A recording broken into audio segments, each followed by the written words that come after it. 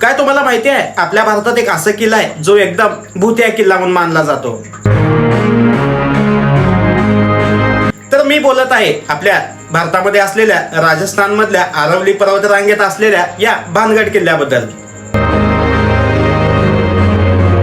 तर या किल्ल्याबद्दल तुम्ही सुद्धा कधी ना कधी नक्कीच ऐकलं असेल. तर या किल्ल्याची स्थापना 1573 मध्ये राजा भगवंत दास यांनी केली होती.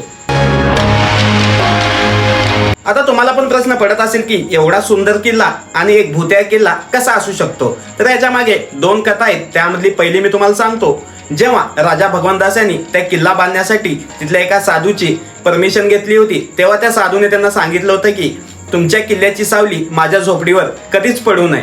आणि तेव्हा राजाने त्यांना हा सुद्धा म्हटले होते. पण काही काळानंतर राजाच्या मुलांनी जेव्हा त्या किल्ल्याची उंची वाढवली तेव्हा त्याची सावली डायरेक्ट झोपडीवर पडायला चालू झाली.